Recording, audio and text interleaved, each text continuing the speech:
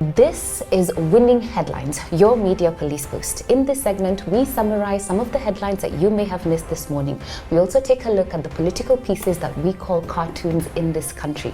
Today is the 14th of April 2021 and our 500th episode. Yes. Wait. Let's drum rolls. Drum rolls, please. Our 500th episode. Absolutely. And I am Miss K. I am 2M. And I am JM. In case you missed the headlines this morning, here they are. In the Daily Nation, Raila in talks with Gideon Mohoho. In the Standard, Uhuru Raila new flurry of meetings. And in the Star, we have why Kenyatta needs Raila in 2022 poll plan. I will be debunking that one in particular. This is our 500th episode, dear viewers. We've got great things in store for you today on this episode and in future episodes to come. Thank you for being loyal viewers to us. So, 2M, kick us off. Today we want to tell Ruto that he should be afraid, very afraid. And that's because in just 60 days, 3 things with regard to the ICC have happened.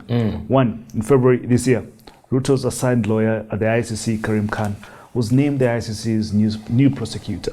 Now, he assumes office on the 16th of June.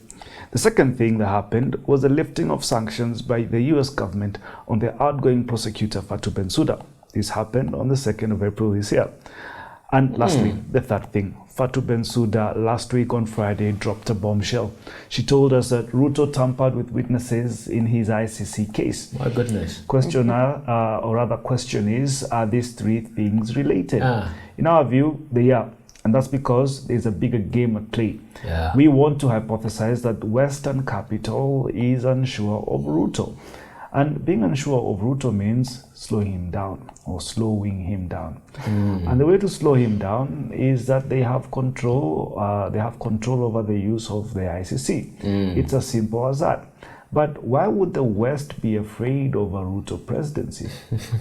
Imagine this. If Ruto is president today and wants to keep hustlers happy, what would he do?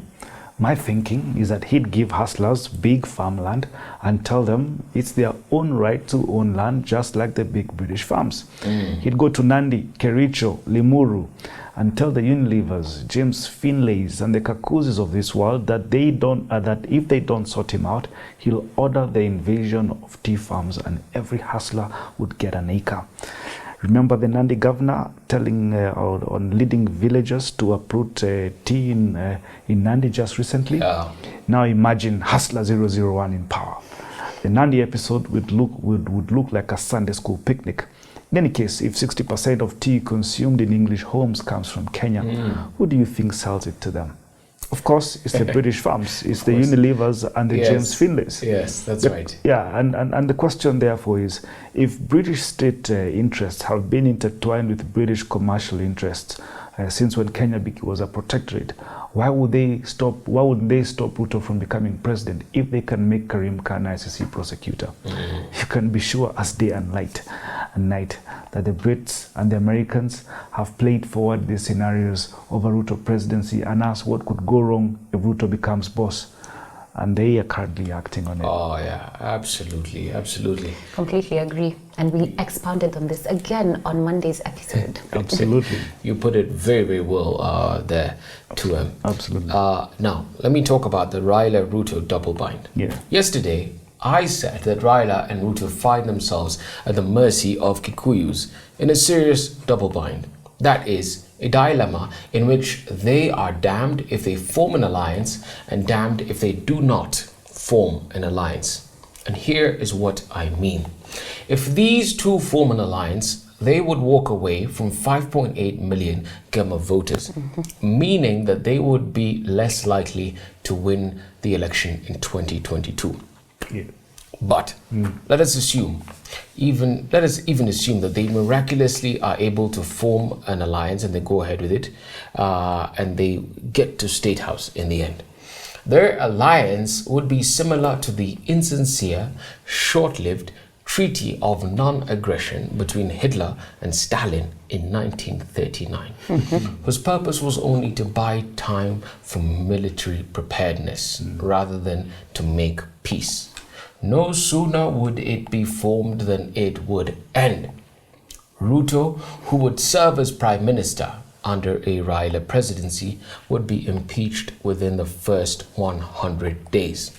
Similarly, Raila, who would serve as Deputy President under a Ruto presidency, would be impeached in the first 100 days. You see, Raila and Ruto, like Hitler and Stalin, are like similar poles of a magnet. They naturally repel each other. They're engineered to repel each other. On the other hand, if they do not form an alliance, they will be hanged separately by Uhuru Kenyatta. Raila, with his 44%, will be diminished to about 12% of the national vote in the first round of the presidential election. Take it to the bank. Ruto will go to the polls with about maybe 22% of the vote in round one. And then, candidate number 3, backed by at least 2/3 of Gema, will emerge out of nowhere, leading the pack with 25% of the vote in round one, a quarter of this country. So munajua huyu candidate? CS Fred Matiang'i. And this is how Ruto will be finished and Raila will be beaten into submission by Uhuru Kenyatta. I don't know if you guys are seeing what I see. A few weeks ago, I said Uhuru Kenyatta will, and I want to repeat again, will make Kenya's next president. He holds the key to 5.8 million votes, and he will exploit the Raila-Ruto double bind without mercy. So, what should Raila and Ruto do? Their only option is to hang onto the coattails of the president. The way to the heart of Gema is through our leader, Uhuru Kenyatta. Long may he reign. Whoa. Long live Uhuru Kenyatta. Long live the king. Well, today I'd like to address Raila Odinga, and I'd like to applaud him for using his agreement with the president to gain a first mover advantage on the 2022 presidential race. Now, first mover advantage is a strategy used in game theory and marketing, where the player or actor who makes the initial or first move gains an advantage over other players or actors in terms of taking leadership, securing resources, and gaining a market share. The market share that JM has clearly outlined, that 5.6 million Gema votes. And it is clear to us at the Fort Hall School of Government that Raila is using the pact to renegotiate his political position. That's right. To shed off some of his political deadweight and to position himself successfully for the 2002 political race. Now, we have to put a disclaimer here that Raila is also known to self-cannibalize at the last moment. Therefore, do not listen to those other voices. Trust the voice of Uhuru Kenyatta. Now, if Raila is the first one to define the terms and alliances of the 2022 election race, Ruto and any other presidential hopeful will be forced to stick to Raila's terms and make an alliance with the political Mabaki. Now, Mr. Raila. Backwash. Leftovers. Whatever is left there for slim pickings, in short. Now, Mr. Raila, now is the time to construct your team for the 2022 election. And because as a rational person, you are bound by self-interest, you should maximize your political influence and bargaining power. Choose a team that will add to the 44% of Kenyans you already have in the bag and secure you a victory. An alliance between Raila and NASA Reloaded plus Gideon, otherwise known as One Kenya Alliance, is a surefire route to victory. But as we have said before, Gema will be kingmaker in this election. And Gema will have a candidate that is not Gema. So if Gema with its 5.6 million votes were to throw its support behind a man with a coconut head, or CS Matiang'i, that person would make a formidable candidate. And this is why the Uhuru-Raila handshake pact will continue to remain relevant. If anyone can identify the yet unknown running mate with the coconut head, it is Raila. In 2002, when Raila said Kibaki tosha, alitosha, Raila can create the man with the coconut head, na atatosha pia. But if he doesn't create him, Uhuru Kenyatta will do it, na atatosha. Very well put there. Very well put. Challenge to Raila Odinga. Absolutely. He needs to be the master of his own ship. If he isn't, he will be mastered. He will be mastered. You know what? He has no choice. He Yeah. will be beaten into submission. Absolutely. This is a movie Yes. unfolding before our eyes. Yeah. Now, we have a three-part criteria that we use to assess the headlines: topical or speculative, repetitive or groundbreaking, and thoughtful or just plain lazy. Are you feeling inclined towards any headline? I think we threw all of them out completely. Quick. I concur. Yeah. And very quickly then, on to the political pieces, the cartoons. The political pieces that we are humorous to us in this country. Are they humorous or dry, satirical, pessimistic, and effective, or just plain lazy? Absolutely. Tuem, please kick us off. Yes. First cartoon. Ndula, the Daily Nation, caricature of Uhuru Kenyatta and William Ruto. They have set up a game of patapotea.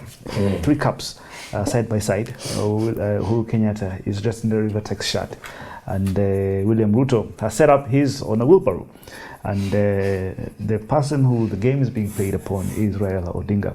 He's got the devil by his side, and the devil caricatured as Junaid Mohammed. And the angel is none other than James Orengo. And Raila seems to be caught up in 2 minds. Yeah. But Orengo is telling him, our gamble is still on the handshake. If I was about listen to Orengo. Good angel. Then Raila's good angel. Raila's best days Absolutely. are behind him. They are behind him. He's looking at his best days in a rearview mirror. Yeah. He doesn't believe it, Yeah. but it is what will come to pass. But Uhuru Kenyatta has got him in checkmate. He doesn't even know it yet. in this game, though, however, there is a man that, just by visual of it, the optics of it, Raila shouldn't trust. How does a person who is playing patapotea on a wheelbarrow, With a yellow carton. he just looks like a con man. So, yeah, don't listen to, But you can also see behind Uhuru Kenyatta is so many cards. You can see Kalonzo, that looks like Mudavadi, that looks like Wetangula. So you just never know. And give credit to Uhuru Kenyatta. He has managed to separate and isolate every competitor out there, and all of them are weak. That's right. He will have the last laugh. Absolutely. Now, onto the standard. Here we have a caricature depicting a large man called Big Pharma. And in Big Pharma's pocket, that pocket of a pocket square, you've got an older looking Mzee who's representing the G20, Yes. Muzungu. And here he's saying delivering a vaccine is a complicated business and you lack capacity. It'll take too long to teach you guys anyway. And then he says in addition, and then we'll need to agree on how much you pay us. Haven't we paid them enough? And then he says again, and 3 is that small issue of intellectual property. Very good cartoon. Yeah. Ms. K, you had some thoughts on this one. I do, and I have to say that for once I agree with Kado. This is a true reflection of what Big Pharma and the G20 are doing to us. They're telling us that we cannot do it. They're telling us that we are stupid or slow, and that we can't even have our intellectual property and think through how a vaccine would be, and they should be thrown away. But they're not wrong. They're not wrong. We have had Cambridge for such a long time. What does it do anyway? We should have a vaccine by now. I mean, for how long will Africans depend on India and Russia and the UK and the US? And that's what he's to get saying. vaccines? Those G20 countries are the ones that are stifling us, and they're putting a hold on our ability. They should hit us more. We are not as clever. And if you were clever, we should have had a vaccine by now. The only thing, actually, I think we are clever, but we're just not organized. That's the thing. We're not organized. Well, organization is a whole other thing, but it has nothing to do with intellectual property and money. We can pay for our own vaccine. Lady and gent, do we have a winning cartoon? No. We don't. So please, all of them toss, out. Zote those ones. When them balik kabisa. Okay. And now, on to our final thought. But before we get there, don't forget to subscribe to our YouTube channel. This is episode number 500. Don't forget to hit that like button as well and share it with your friends. Absolutely. And our final thought, it is inspired by the battle between Nike and Adidas. This week we're looking at business wars. It is inspired by a podcast of the same name. And as Tuam said, today's business war is Nike versus Adidas. And before we get into the Nike-Adidas war, I'd like to give a bit of context on sneakers and why we like them and why we even wear them. So originally, sneakers were utilitarian shoes. They were designed for a specific task, kind of the way you have work boots. They were simply equipment for the feet. The first sneakers were rubber-soled things called plimsolls. Yes. They were used in the 19th century by British vacationers as beach shoes. But in the early 20th century, an American company borrowed on the basic idea or the basic concept of plimsolls and came up with a shoe called Keds, canvas-topped rubber-soled shoes that became popular amongst runners and tennis players. In fact, I think Bata Ngoma was modeled on Keds. So for decades, sneakers remained in the domain of athletes or those who wanted to become athletes. But today, we wear sneakers everywhere. No other item of apparel is so beloved by basketball stars, professional athletes, amateur athletes, teens, kids, shapers of high fashion, mothers, fathers, everybody. To many people, the sneaker is an expression of personal style. Yes. It is more affordable than any other designer item of clothing, and when worn correctly, it makes a statement. It is therefore important to millions of consumers and sneaker manufacturers. In 2020, the global sneaker market was valued at approximately $79 billion. The sneaker market is big enough that it has its own stock market, Stock X. And the selling of sneakers is very good business, especially in America, home to the largest number of sneaker consumers in the world. It therefore makes sense that sneaker companies would fight to maintain their share of this big and profitable market. Now we understand why sneakers are important. Let me describe Nike and Adidas. Nike was founded in America in the 1970s by a track athlete named Phil Knight. I think we've done his book, Shoe Dog, yes, and his mentor and coach, Bill Bowerman.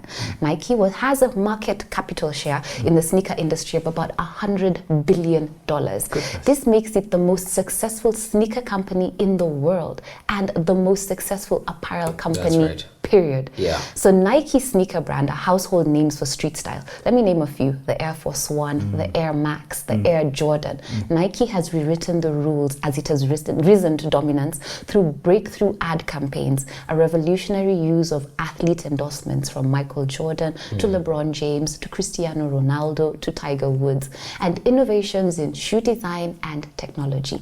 Nike spends lots of money to hold its competitive advantage, but it gets back more money in profits.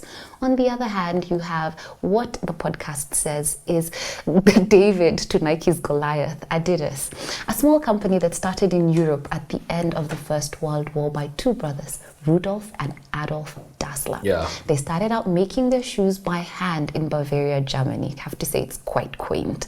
For decades, Adidas was a football-centric company. They made footballs that were used in FIFA tournaments. They made the boots that football stars used. They made the uniforms that the entire German national football squad wore when they won the 2014 World Cup. In fact, young people in Europe also wore Adidas shoes with its significantly and iconic 3 stripes. But the small German company was not content to continue in its football niche. It dreamed of being a global sneaker giant. But to be a global sneaker giant, you needed to be the #1 sneaker in the United States. Absolutely. And If you can make it in New York, you can make it anywhere. in the world. I think those are Jay-Z's words. Yes. This was Nike's home turf, and Adidas' dream was to be #1. To be #1, put it on a warpath with Nike, the global sneaker giant. Yeah, that's right. Absolutely.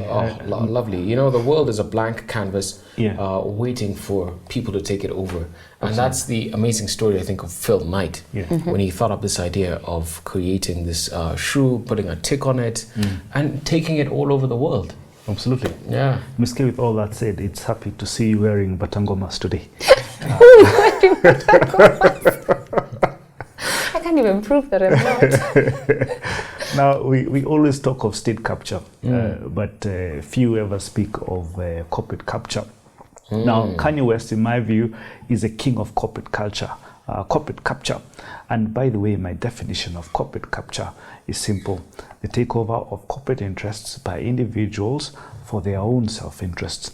But before I say why, sample this. In 2015, the rapper Kanye West and designer told BET that he was $16 million in debt.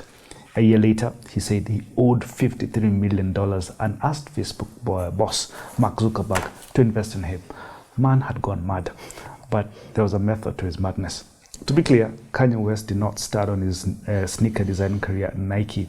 In fact, back in 2006, he designed a shoe in collaboration with Adidas that never came out. What Nike can lay claim to is being the first brand to meaningfully work with a rapper on footwear. That collaboration spanned 5 years and saw 3 sneaker styles. It also allowed West to do work with the likes of Reebok and Louis Vuitton. But in 2013, Kanye left Adidas.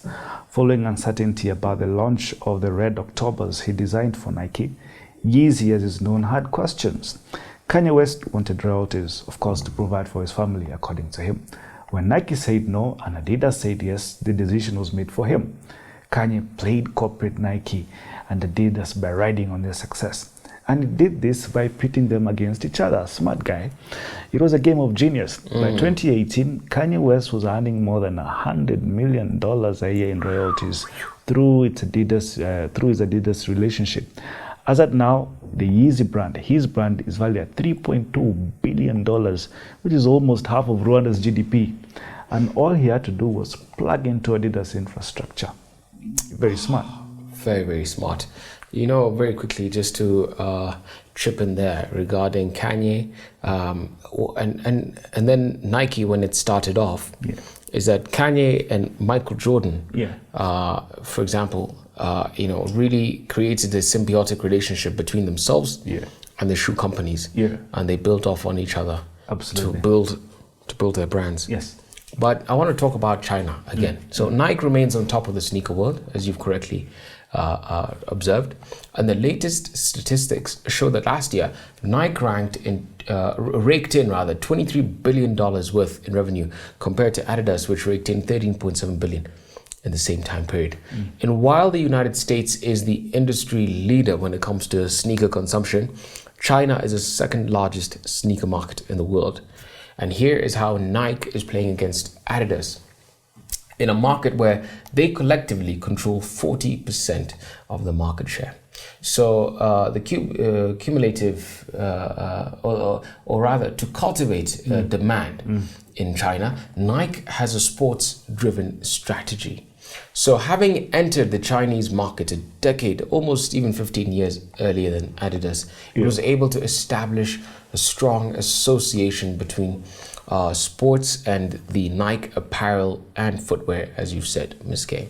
So Nike sponsored several clubs and sports-related events, including some professional leagues in China. It launched professional sporting leagues and was instrumental in building the American streetball culture in China. In China as well, basketball is a big deal, and therefore Nike has built its marketing, branding, and product strategies around basketball, going to that thing which captivates all these Chinese masses. And Nike as well has sponsored players to hold clinics and workshops in smaller provinces to teach children how to play football. It reminds me of a Coca-Cola strategy, Yes, in which this one CEO of Coke said, we're not going to compete against Pepsi, we're going to compete against every beverage out there. And you go down all the way to the wards, for example, of China, and you take the Nike ideology there. So in 2011, we're told, in contrast, Adidas launched the Neo label. And what they're doing here is to appeal to a younger demographic of the Chinese market. And so this is a sports style brand. And the label targeted younger customers by combining sports as well as fashion elements. And so Neo items, we're told, are priced at half of the Adidas original items. And this allows then Adidas to reach lower income and young buyers, and the lower prices have allowed them to expand into growing retail markets all over China and maintain their foothold in established markets also within China. So different strategies are there. Nike going with the big sporting leagues, and Adidas targeting a younger demographic. And today they sort of just share that 40%, and we'll see who comes out on top in a few decades. So today we had no winning headline and no winning cartoon. So I want to end with a quote on competition by Al Riaz, the American marketing guru and author of the book, The 22 Immutable Laws of Marketing. He says, "Don't overlook the importance of worldwide thinking. A company that keeps its eye on Tom, Dick, and Harry is going to miss Pierre, Hans, and Yoshio." And I think that's what Adidas did. They decided not to keep their eyes just on Adolf. Absolutely. But you know what? Nike was ahead of the game for about 15 years. They had that first mover advantage That's we talked true. about, Miss K. That's Absolutely. very true. Have a good evening. This is our 500th episode. Super. Got to see you tomorrow.